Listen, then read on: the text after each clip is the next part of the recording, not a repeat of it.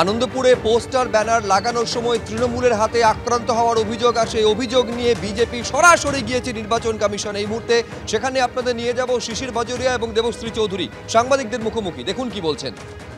মনে আছে পঞ্চায়েত নির্বাচনের পরিস্থিতি আপনাদের জানা আছে এবং মনে আছে। কাউন্সিলর ইলেকশনগুলো আপনারা জানেন, কলকাতা কর্পোরেশন ইলেকশন কী ধরনের হয় সেটাও আপনারা জানেন। কিন্তু এটা সর্বভারতীয় ক্ষেত্রে নির্বাচন হচ্ছে, একসঙ্গে গোটা দেশে নির্বাচন হচ্ছে, 543টি আসনের জন্য নির্বাচন হচ্ছে। ভারতবর্ষের কোথাও এরকম পরিস্থিতি তৈরি হয়নি যে মহিলা কার্যকর্তার মাথা ফাটিয়ে দেওয়া হচ্ছে। সবচেয়ে এই রাজ্যের মুখ্যমন্ত্রী মহিলা মুখ্যমন্ত্রী।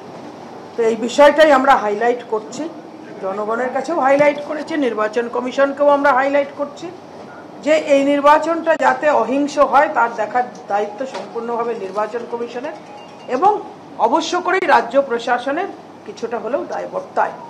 রাজ্য প্রশাসন যদি যখন কেসগুলো খারাপের দিকে যাবে হাত ছেড়ে ফেলবে, সেটা কখনো হতে পারে না। তার দায় রাজ্য প্রশাসনকেও নিতে হবে, মাননীয় মুখ্যমন্ত্রীকেও দিতে হবে। এটাই আমাদের আজকের বিষয় ছিল, সেই বিষয়ে কথা বলেছি। আরও কিছু বিষয় আরো দুটো তিনটে বিষয় আছে, তারপর আপনারা প্রশ্ন করতে পারেন। এরপর সবথেকে গুরুত্বপূর্ণ হচ্ছে এসপি পূর্ব মেদিনীপুর এসপি সাহেব ভুলে গেছেন এমসিসি চলছে, মুখ্যমন্ত্রীকে কত খুশি করবেন এটা দেখুন। এসপি সাহেব মুখ্যমন্ত্রীর সঙ্গে হাঁটছেন পাবলিক মিটিংয়ে, এটা উনি করতে পারেন না। আমরা এই এসপির ইমিডিয়েট ওখান থেকে সরানোর দাবি করেছি। এই হচ্ছেন এসপি আর মুখ্যমন্ত্রীর সঙ্গে হাঁটছেন, এমসিসি চলছে, উনি মুখ্যমন্ত্রীর সঙ্গে সৌজন্যের জন্যও দেখা করতে পারেন না। আর এটাও ছিল কোথায়? পলিটিক্যাল র্যালিতে। তার মানে কেন গিয়েছিলেন? উনি ভুল করে যাননি, উনি গিয়েছিলেন কেন ওনাকে বলা হয়েছিল এটাই দিয়ে মুখ্যমন্ত্রী সাধারণ মানুষকে চমকায় কি দেখো পুলিশ এখনও আমার সঙ্গে, এরাই তোমাদের কাছে আছে, এরাই তোমাদের তোমাদের কাল এরাই হবে। এর সঙ্গে সঙ্গে আরও দুটো বিষয়। একটা হচ্ছে আপনারা দেখতে পাচ্ছেন পুরো কলকাতা শহরে তৃণমূল ছাড়া কেউ একটা হোর্ডিং যদি কোনো দলের দেখে থাকে আমাকে একটু দয়া করে জানান, শুধু তৃণমূলের হোর্ডিং।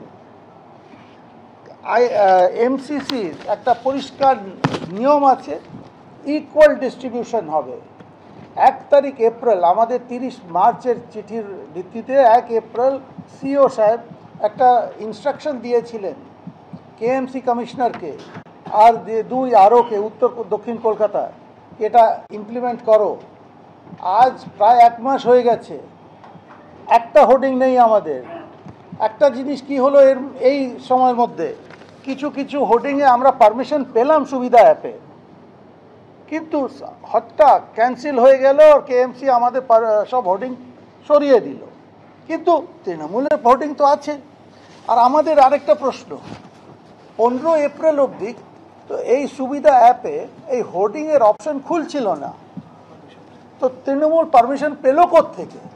আমরা সিওকে জিজ্ঞেস করেছি, এটা আপনি আমাদের জানান তৃণমূলকে কে পারমিশন দিল, কোন দিন দিল, কোথায় হলো কি? আপনি তৃণমূলের সারা শহরে হোর্ডিং চলে এলো যখন অ্যাপই খুলল না। আর এখন এটা দেখুন, আমাদের সুবিধা অ্যাপে গ্রাহ্য হলো আর পরে লাল কালিতে লেখা আছে ক্যান্সেলড। সুবিধা অ্যাপ